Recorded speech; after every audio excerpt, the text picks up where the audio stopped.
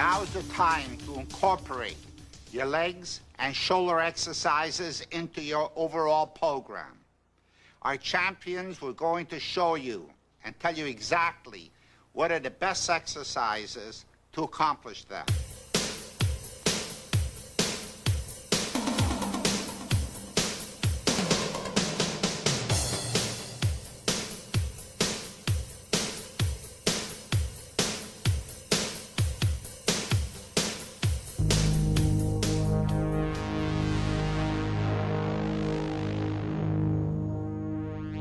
Quadriceps are a four-headed muscle, which is located in front of the thigh. It originates at the pelvis and attaches below the knee. The main function of the quadriceps are to straighten the leg. The quadriceps femoris, four muscles on the anterior thigh, extend the leg. The sartorius, which passes obliquely across the anterior thigh, extends and flexes the thigh. The basic one-joint isolation movement for the quadricep involves the straightening of the lower leg, with the knee joint as the primary point of rotation. The leg straightens and extends without any involvement of the hip joint, glutes, or the hamstrings. The basic two-joint movement for quadriceps is the press. It involves both the knee joint area and the hip area as well. Leg exercises include leg press and various types of squats. Actually, the leg press exercise involves a lot of different muscles, affecting it to a different degree depending on where you are in your range of movement. In the upper part of the range of motion, down to the point where the knee is bent at about a 90-degree angle, the primary stress is on the quadricep. As you go lower than this, the knee bends even more. The stress shifts back to the hamstrings at the back of the leg. At the lowest position, the glutes end up doing most of the work. Some bodybuilders have achieved the proportions which allow them to do heavy leg press and squat movements through a very long range of motion without damage to the knee. But for most of you, heavy quadriceps training should be done through a more limited range of motion. Go down only to the point where the knee is at a 90-degree angle. At this point, the thighs are parallel to the floor. The back of the leg can then be worked with different exercises like hack squats. Hack squats use the lower range of motion with much lighter weights to protect the knee.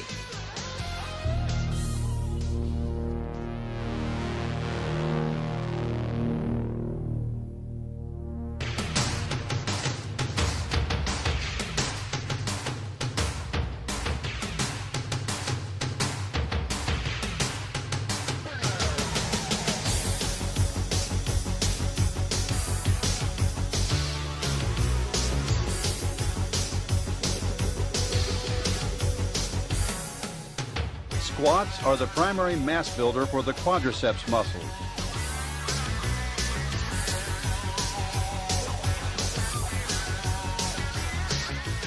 For best results, stand with your feet wide enough apart for good balance, toes pointed forward, and when you do your squats, keep your head up and back straight. Try not to bend forward from the waist. As you bend your knees, go down only to about the point where your knees are at a 90-degree angle, thighs parallel to the floor. This is the range of motion in which the quadriceps work with the most intensity. Any lower, and you begin to work the back of the leg instead of the front of the thigh.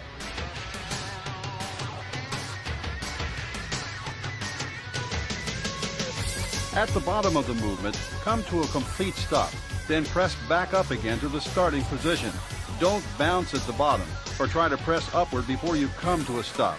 Squats give you great results, but doing an exercise with a heavy barbell balanced across the back of your shoulders means you have to concentrate extra hard on strict technique, complete balance, and full control.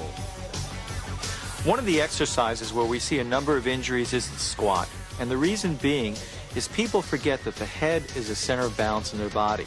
When they allow their head to tilt forward, it changes the spinal curvature all the way down, changes their pelvic angle, and changes the whole biomechanics of that particular lift. For instance, if I'm doing a squat and I tilt my head down, my ankles may have a tendency to invert or evert.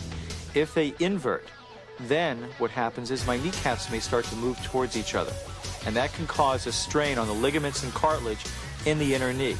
Now with my head tilting forward even more, my pelvis angle changes and I lose that proper lumbar lordotic curve, or that curve in my low back that keeps my back powerful and strong during the biomechanics of that lift. So what I've done with this simple change in head positioning, I've bowling balled my head forward, changed the angle that my shoulders are so I'm not supporting the bar properly. My whole spinal curvature has changed, my pelvic angle has changed, my knees are now valgusing or going towards the center, and my ankles are starting to spin under me. This is injury in the making.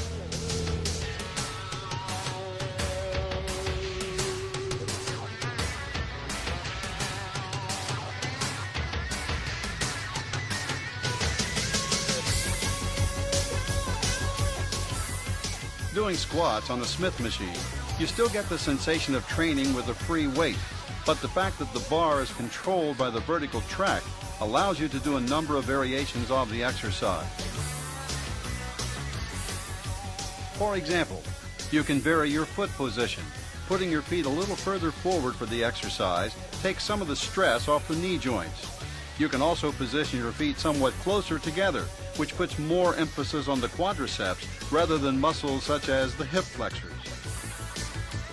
Although advanced bodybuilders are great fans of Smith machine training, the fact that you don't have to control the bar as you do in barbell squats makes this a good exercise for beginners who may not yet have the strength or confidence to handle squats with free weights. For ultimate quadriceps isolation, try doing front squats using a Smith machine. Hold the bar across the front of your shoulders rather than behind and position your feet close together. This technique not only isolates and increases training intensity in the thigh muscles, it also takes a lot of stress off the back, which makes this a popular exercise for individuals who may be experiencing some sort of back problem.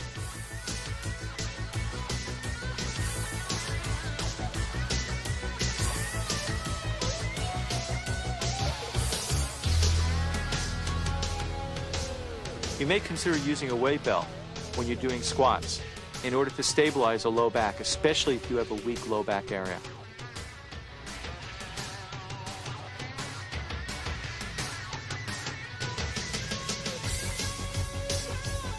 The leg press exercise uses the same basic two-joint movement as squats. However, since you're using a machine rather than trying to balance a weight across your shoulders, you can generally work more strictly with this exercise and with more weight as well.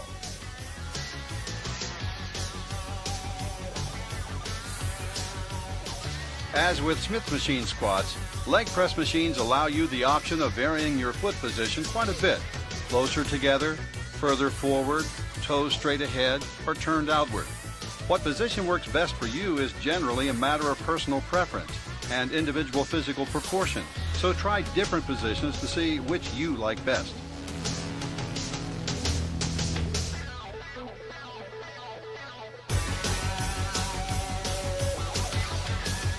There are many different kinds of leg press machines. Incline as demonstrated here, vertical where you lie on your back and press upward, horizontal, and even standing leg press machines. Basically, they all do about the same thing.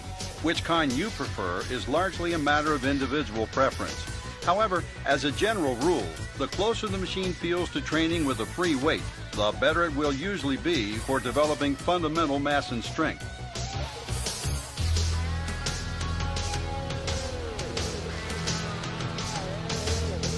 I double my weight on a leg press than I do with the squat because it is more of a controlled movement. You don't have to worry about balancing. If you have a back problem, a lower back problem, or any knee problems that I do have, I usually find myself on the leg press more so than the squat rack now.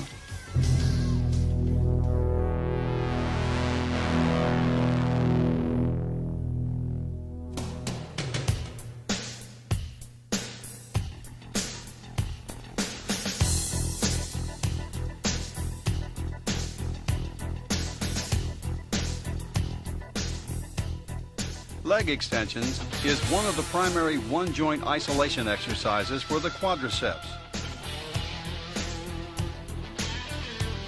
A basic function of the thigh muscles is simply to straighten the leg. That's what you do with leg extension.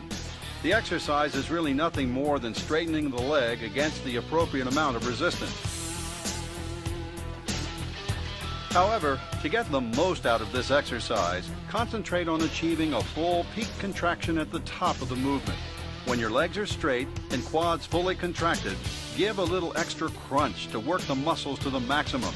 And during the negative part of the movement, don't just let the weight drop back to the starting position. Resist on the way down. In fact, you should lower the weight noticeably slower than you lifted it. To help get the separation into my quadriceps, I do a lot of extensions, leg extensions, and I make sure that I hold a peak at the top just to make sure you're squeezing everything at the top to get the separations and the cuts out in your legs, and a slower movement to let it down. So you're doing more so of a negative reaction on the down movement and blasting it out and holding that peak at the top.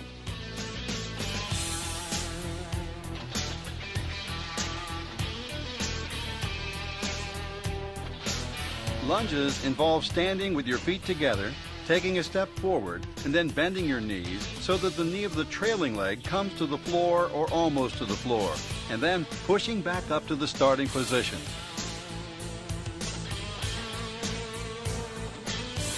Some bodybuilders like doing a full set of repetitions with one leg, then repeating the exercise with the other leg. Others prefer alternating first one leg and then the other throughout the set. Either way works fine. It's mostly a matter of individual preference. You can do lunges holding a barbell across your shoulders or holding 2 dumbbells by your side, whichever you prefer.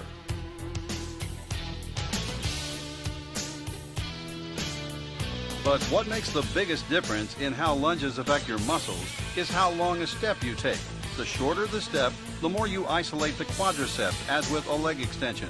The longer the step, the more you bring the back of the leg into play, the glutes and the hamstrings.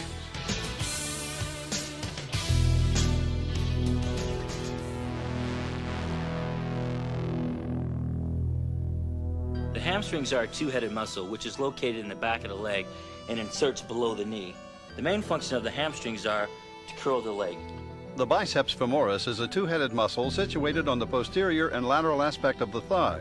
It flexes the leg and rotates it laterally. The gluteal muscles, which form the buttocks, adduct, rotate, and extend the thigh.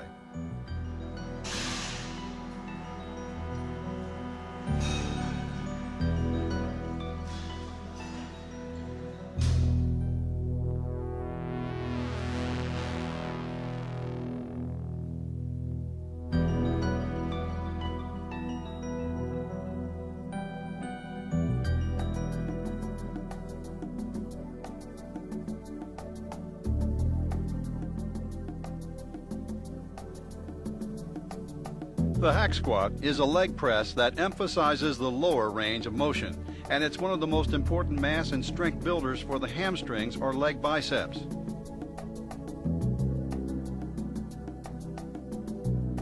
The lower you go in a leg press type movement, the more the back of the leg is brought into play. So with hack squats, it's important to lower your body and bend your legs as much as possible so your rear end comes down and almost sits right on your heels.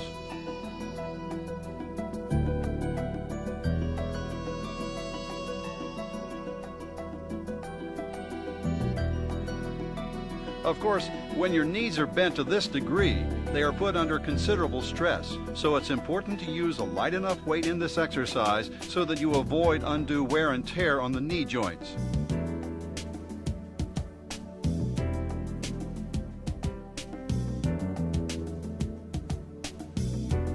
To further protect the knees, keep the exercise as steady and controlled as possible. Come to the bottom of the movement, pause, don't bounce. Then straighten the legs and press back upward with a smooth, controlled motion.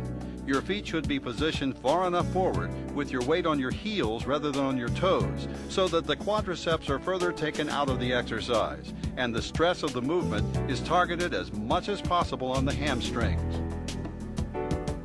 Incidentally, you can lock your legs out at the top of the exercise, but it really isn't essential. At that point, your quadriceps are doing all the work, and the hamstrings really aren't involved anymore.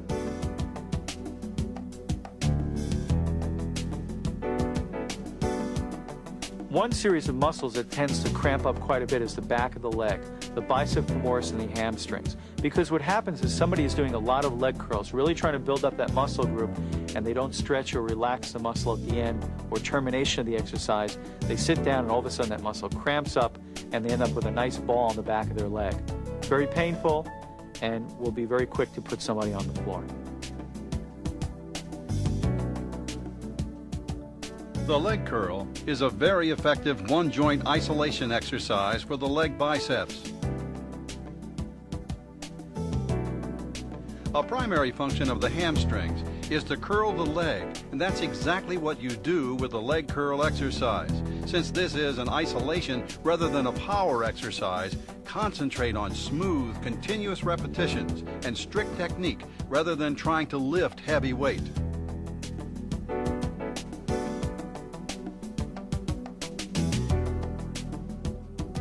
At the top of the movement, try to achieve the maximum peak contraction of the hamstring muscles, and then lower the weight again, resisting all the way, and keeping it under total control all the way to full extension.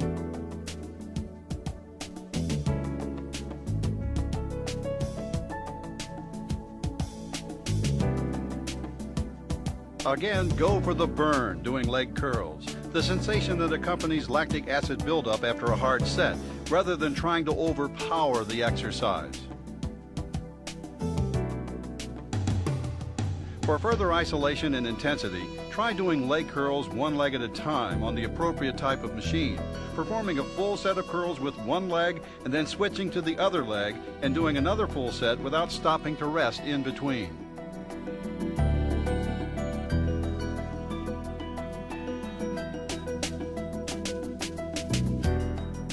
In the old days, they used to have these flat benches, and as you would flex or bend your legs towards you, your pelvis would tend to jump off of the top of the bench.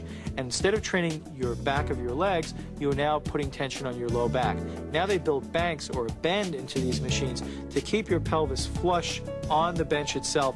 So now the concentrated effort is going on the bicep femoris and the hamstrings, the back of your legs, versus being transferred to your low back.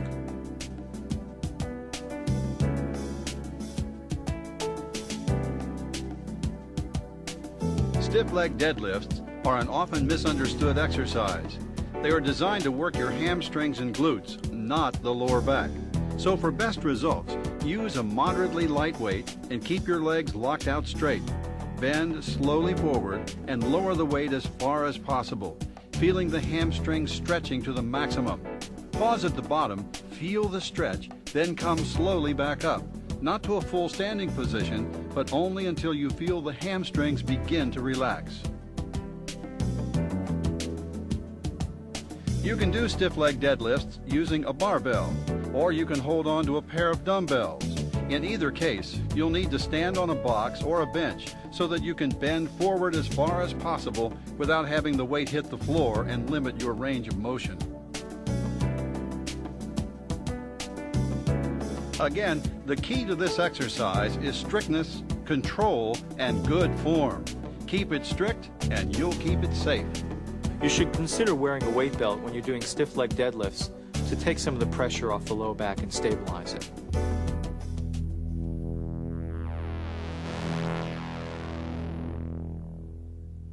The glutes are involved in the movement of the thigh as well as keeping the body in an upright position. In terms of bodybuilding, it's best explained by example. Take a hold of something for support. Then squat all the way down to the ground, keeping your feet in a flat position. When your rear end is almost touching the floor, pause. Then, when you first begin to stand up, that very first movement, that's a direct action of the gluteus maximus.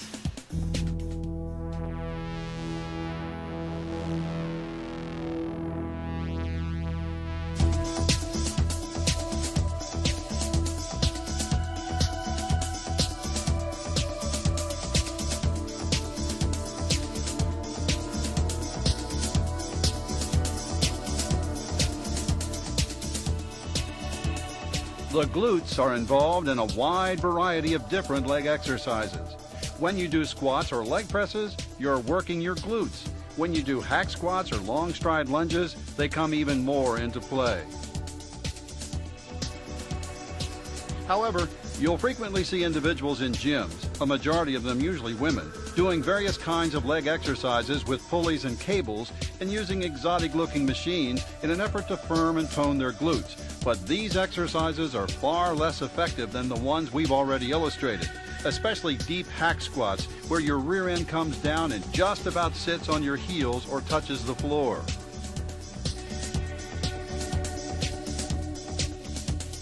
Remember, when you're doing a squat, leg press, or hack squat movement, the quads do most of the work in the upper range of motion, down to the point where your knee is bent at about 90 degrees.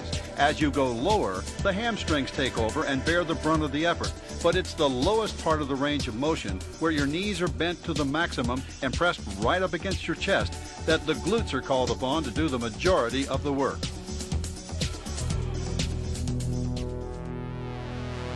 Leg routine number 1. Barbell squats. 4 sets of 8 to 10 reps.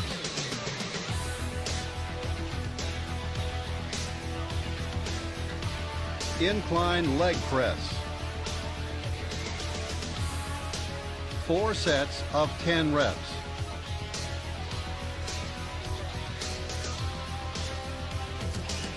Hack squats. 4 sets of 10 to 12 reps.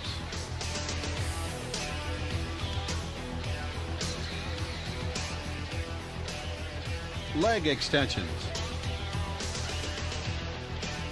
4 sets of 10 to 12 reps.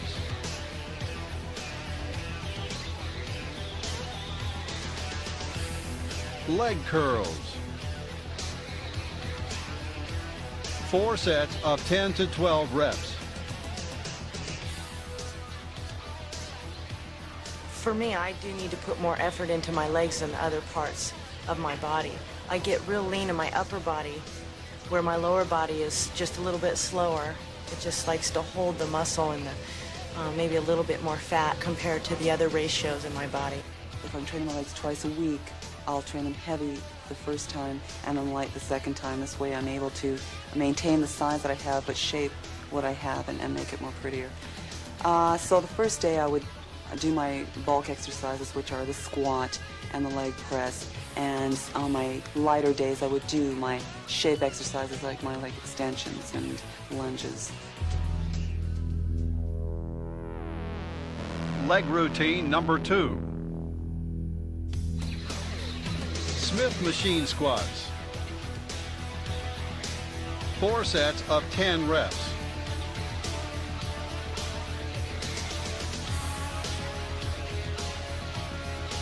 Machine leg press.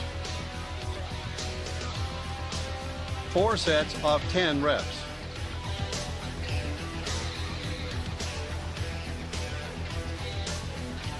Lunges.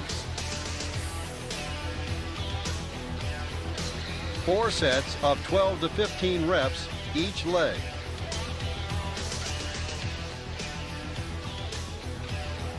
One leg curls. 4 sets of 10 to 12 reps each leg.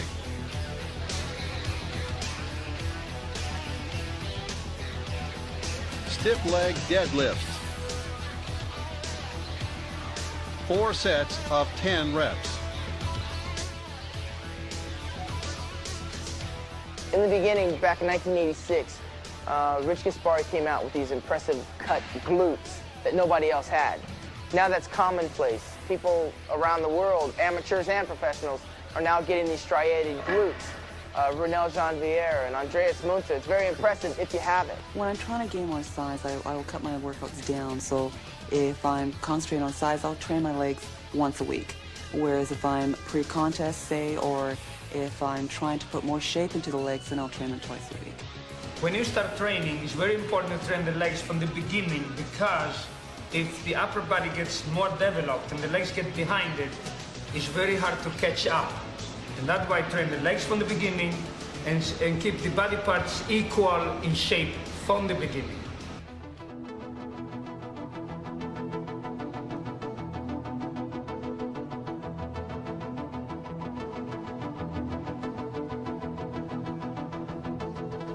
The function of the deltoid muscles of the shoulder is simply to lift the arm.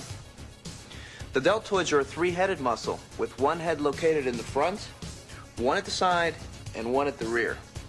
These three heads, in combination with the fact that the shoulder joint is the most mobile in the body, allow the deltoids to rotate the arms a full 360 degrees. Unfortunately, though it is the most mobile, the shoulder joint is the least stable. Therefore, shoulder training has to be done carefully to avoid injury. The three-head deltoid muscle covers the shoulder joint ventrally, dorsally, and laterally. It flexes, extends, and rotates the arm medially and laterally.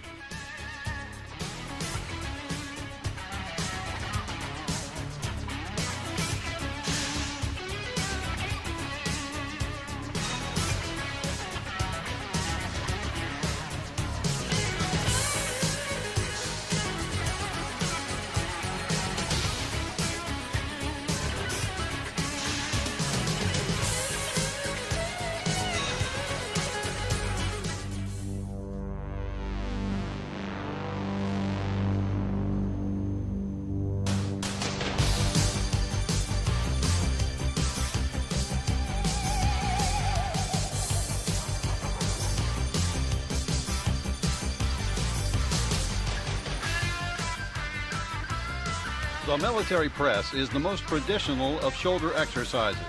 Individuals have probably been lifting objects overhead to develop and demonstrate strength since the dawn of history or before. You can picture cavemen hefting logs and rocks overhead to show off their physical prowess.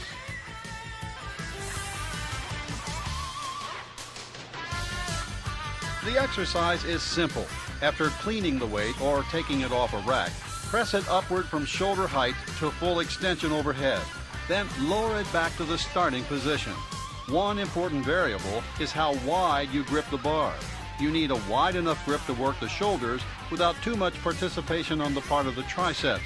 Too narrow a grip tends to involve too much triceps rather than concentrating fully on the shoulders. Lifting a weight overhead, balance and coordination are extremely important. Lift the bar smoothly and under full control. Never jerk or throw the weight around. When you're doing front presses or military presses, you're working more on just your front head of your delts when you're working out. Then when you get to use dumbbells, you get more freedom of motion to work, each arm individually, plus you can rotate the arms in different ways. We can get a different feel on the deltoid, working the side and also the front. One of the things you run into is shoulders. Some people start to get a sharp pain inside their shoulder, and they say, gee, I can't work my shoulders anymore. What you may want to try and do is switch to dumbbells and just slightly change the biomechanics of how you're lifting and moving the weight up and down. And you may find that angle that'll work for you that will still allow you to train your shoulders very effectively.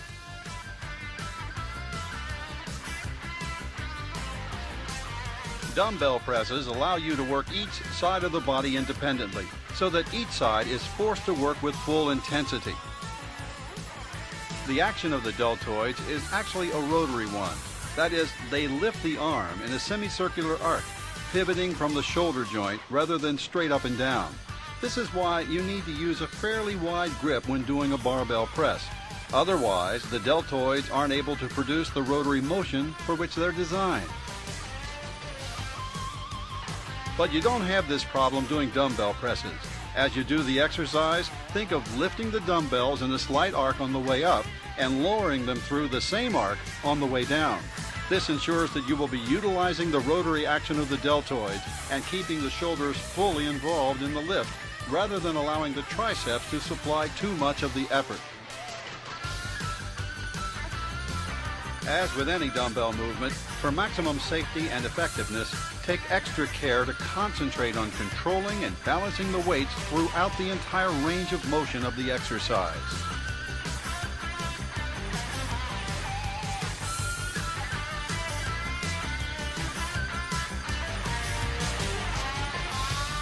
Behind the neck presses are a very strict form of barbell press. When you do this movement seated on a bench, There's almost no way you can cheat or recruit extraneous muscles to help with the lift. So you should rely on strict technique and form doing this movement, rather than trying to use it as a mass and strength exercise. The behind the neck press is very popular with a great many bodybuilders, and it can be very beneficial to the development of your deltoids. However, rotating the shoulders to the rear like this puts them under a lot of additional stress. So be sure not to use too much weight in this movement when you first begin doing it. And if behind the neck presses cause you any shoulder pain, you should consider substituting some other exercise in your shoulder training program. I prefer doing behind the neck presses, but I've had a lot of problems with behind neck presses where I've had shoulder injuries, also tendonitis. So it is a type of exercise that you have to watch doing, you know, because a lot of people have problems with that because you're such in an awkward position with the elbows back that it does put a lot of stress on the shoulder joint itself. But it is a really good exercise for, you know, hitting the deltoids.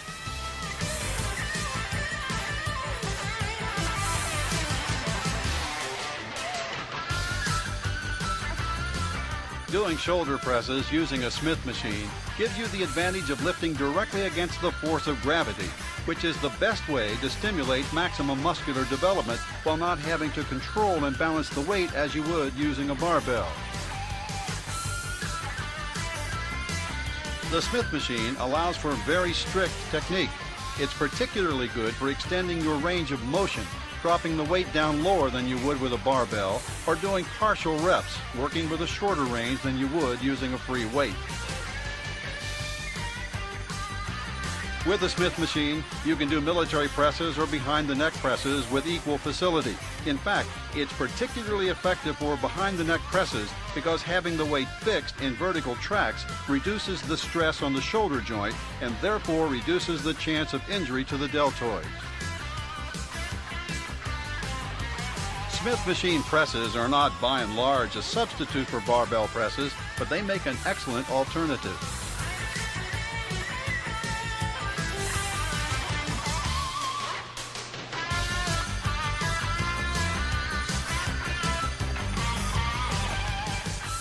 In most well-equipped gyms, you'll have a number of choices among machines designed for doing shoulder presses.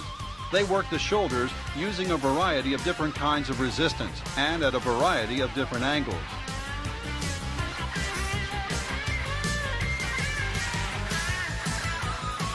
As a rule, machines are most useful for doing strict full range of motion movements, using moderately light weights and keeping your repetitions relatively high.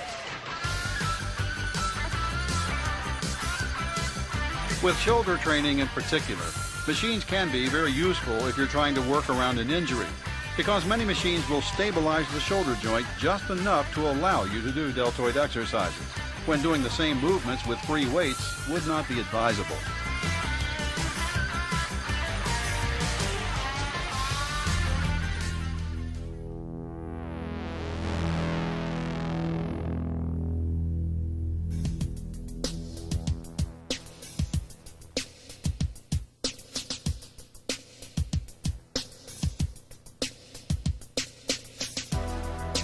Dumbbell laterals are a one-joint isolation exercise in which the deltoids work directly through the rotary range of motion they were designed for. To train the side deltoids, you need to lift the weights directly out to each side, with your arms almost fully extended. You should feel the rotation of the shoulder joint with the weights moving in an arc rather than being lifted upward in a straight line. As you lift, concentrate on keeping the palms face down toward the floor. In fact, if you pronate your wrist slightly, that is, turn your hand so that your thumbs move downward, almost like pouring water from a kettle, you'll be able to isolate the side delts that much more specifically. Doing dumbbell laterals in a seated position, as demonstrated here, keeps the exercise particularly strict. However, many bodybuilders prefer to do standing dumbbell laterals. This is fine as long as you don't allow your upper body to sway too much so that you cheat the weight up and not work your shoulders hard enough.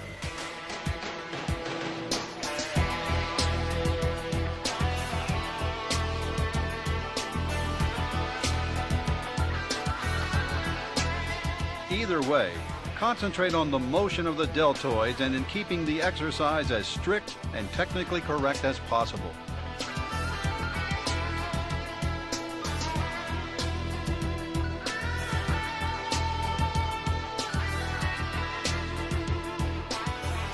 I think as long as you can come up on the side lateral and really stress the side delt by tensing it as hard as you can still get, good development on the side head. You can cheat slightly, but when you come up, you have to really tense the side head. What you have to, very important in doing a side lateral, is keeping your thumbs facing slightly down on an angle with your pinkies facing slightly up. And as you look into the mirror, make sure that your biceps are parallel into the mirror with your elbows slightly on an angle up. And that would put a lot of stress more on the medial head.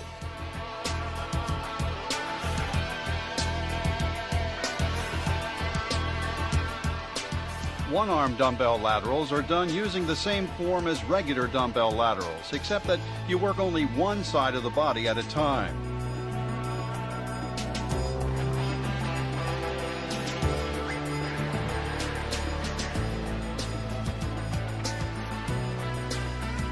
The advantage of this is extra isolation and the ability to concentrate on making each head of the deltoid group work to its maximum ability in every set.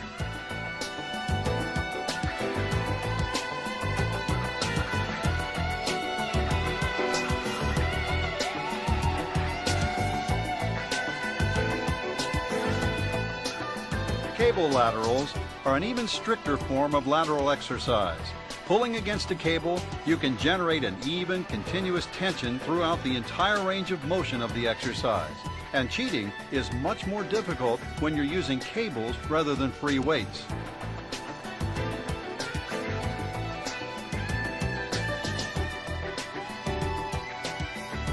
The technique is the same.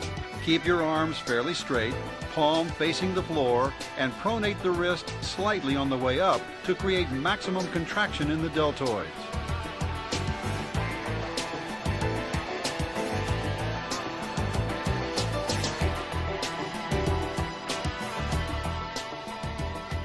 There are actually a number of ways of doing cable laterals. The cable can cross in front of you or behind you, or you can position yourself to the side of the pulley and lift your arm straight up to the side.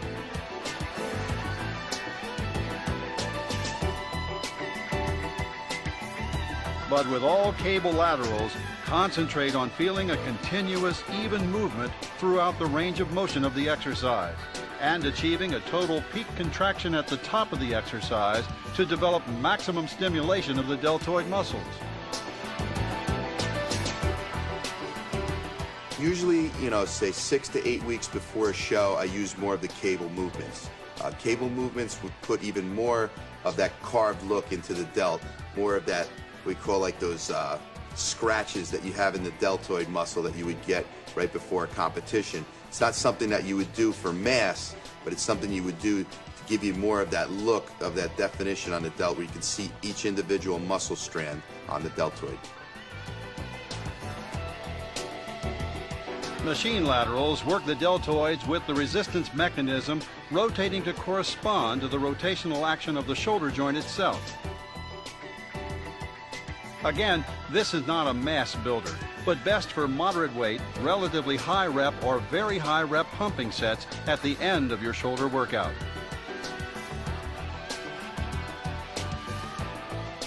Using a lateral machine, concentrate on feeling continuous tension in the shoulder, working through a full range of motion and getting a full peak contraction at the top. Front raises are designed to work the front head of the deltoids just as laterals work the side head.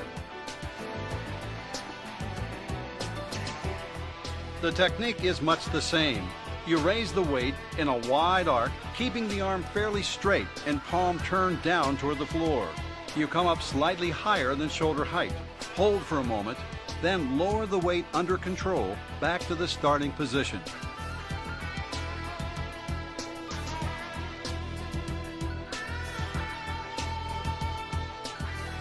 One mistake that's frequently made with front raises is lifting the weight too far out to the side. You don't actually want to lift it straight up from the shoulder. Instead, bring the dumbbell in slightly toward the center line of your body until you feel the front head of the deltoid doing most of the work.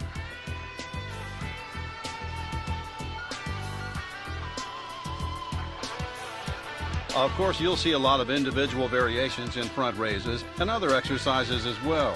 The key to exercising effectively in cases like this is to ask yourself whether you feel the target muscle is working hard enough and in sufficient isolation during the movement. If you do, fine. If not, perhaps you ought to re-examine your training technique.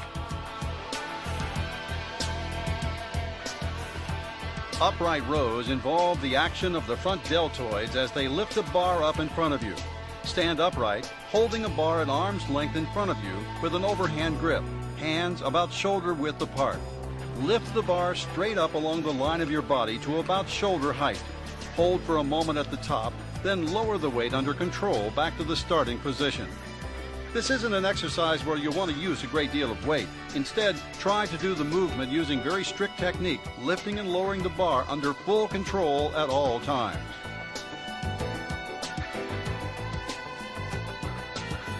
Bent over laterals are a lateral movement for the rear head of the deltoid. However, targeting the rear delts can be more difficult than trying to isolate and train the other deltoid heads. Therefore, a few technical tips are in order. When you bend over, stay bent over. Don't lift up as you raise the weights. And instead of lifting the dumbbell straight out to each side, bring them slightly forward during the movement, so they end up even with your head at the top rather than your shoulders. And as you lift, pronate your wrists.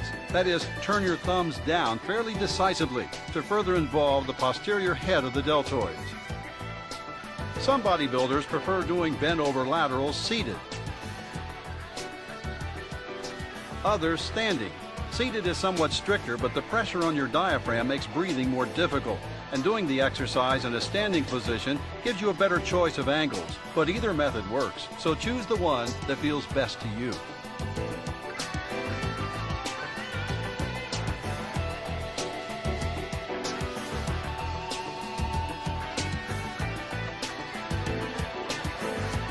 Bent over cable laterals are done very much like bent over dumbbell laterals. As you bend over and raise your arms to the side, the rear head of the deltoids is called upon to do most of the work in the lift. As with any other bodybuilding exercise, you'll make the fastest progress by learning to feel exactly which muscles are involved in any movement you're doing, and make whatever adjustments to form or technique are necessary to focus the maximum training intensity on the muscles you're trying to develop.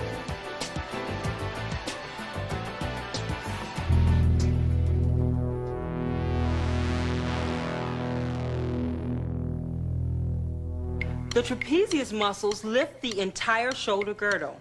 This is why they call the basic trap exercise the shrug.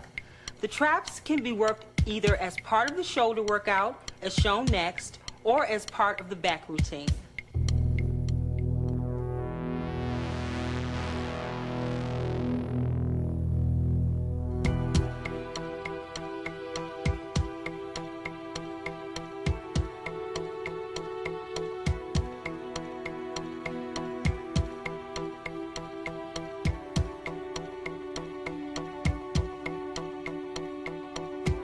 The shrug movement is one of the simplest in bodybuilding. The basic function of the trapezius muscle is to lift the entire shoulder girdle.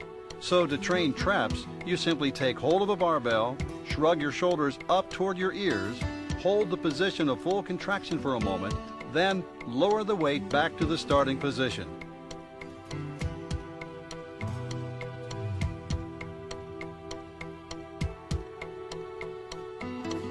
Some bodybuilders have been known to neglect traps when they first start training. However, they generally run into trouble later on when they're forced to do trapezius training on a priority basis to try and catch up. Sometimes they never do. However, the easiest way to avoid this problem is to include shrugs as part of your overall training program right from your very first workout.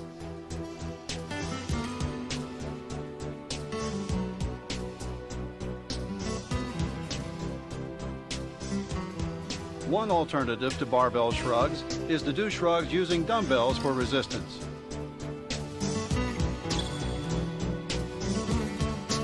Using a different kind of weight really makes little difference to the exercise. The shrugging movement is so simple that it really doesn't matter what kind of weight you use.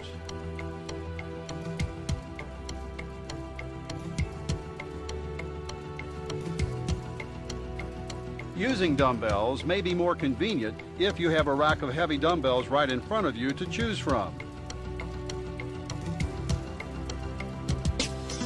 However, as you get stronger in this exercise, you may find you're using such heavy poundages that it's a lot easier to do the movement with a barbell using wrist straps than it is a pair of dumbbells.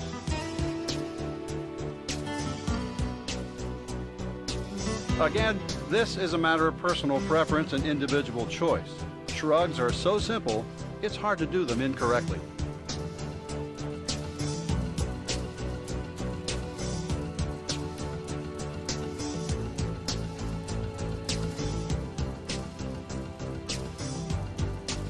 Cables are a highly versatile type of exercise equipment. In fact, cables were one of the first sophisticated training devices developed for the modern gym. Gravity works up and down, but using a cable and pulleys, you can change the angle of resistance from vertical to horizontal or anywhere in between. By substituting a short handle attached to a cable for a barbell, you can use cables to do shrugging movements as demonstrated here. The shrugs are done the same as with free weights. You pull your shoulders up as far as possible to your ears, then slowly release and lower them again, resisting the pull of the weight all the way down. Incidentally, you can also do shrugs on a variety of machines. For example, the bench press station on universal type training equipment generally provides handles at just about the right height to allow you to take hold of them and do shrugging exercises. In any event, remember that the type of equipment you use in an exercise is generally less important than how that movement feels, or rather, how you can make it feel.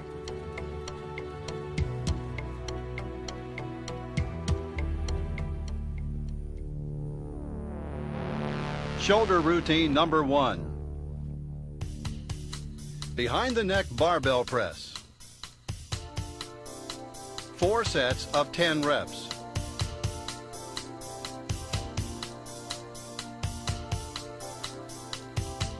Dumbbell or machine laterals.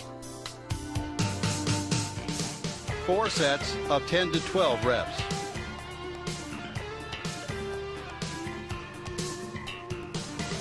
Front dumbbell raises. 4 sets of 10 to 12 reps.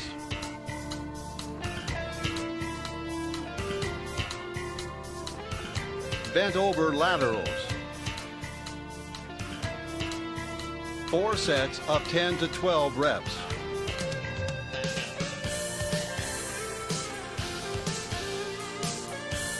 Barbell shrugs.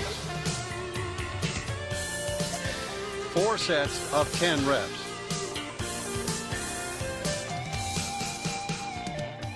One of the things is that you have to work proper technique. And I wasn't using the proper technique exactly, so I was hitting a lot more of my front delts instead of my side or medial delts. So then I had to really concentrate on the side lateral movements, doing the movement correctly, so that I could really get that wideness on the medial head, so that when you're on stage, you have that appearance of looking a lot wider. With that wider appearance, you'll make your waist look smaller and look more symmetrical. Shoulder routine number 2.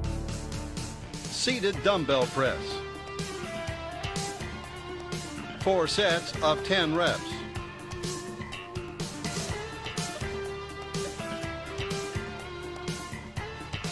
One-arm cable or dumbbell laterals. 4 sets of 10 to 12 reps.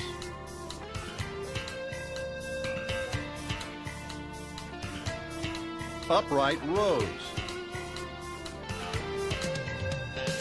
4 sets of 10 to 12 reps.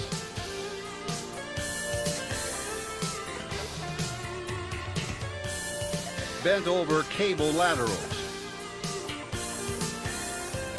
4 sets of 10 to 12 reps.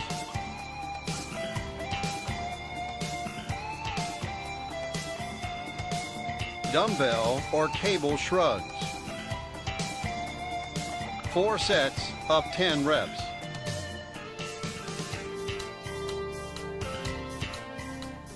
Now go for it. The champions told you exactly what to do to develop your legs and your shoulders. Put it to work. right away. In the next tape, you go on to learn to put the final details to your bodybuilding program. You now know how to develop mass and power and size into your total body. However, you have to detail it and perfect it by developing your calves, forearms, and midsection. These three parts have to be highly and fully developed in order to develop a perfect shaped body. We all start skinny or fat or somewhere in between, but basically we don't like the way that we look now, but then you have the choice to do something about it. Start it and finish it. Do it on a regular basis. Just go out and do it.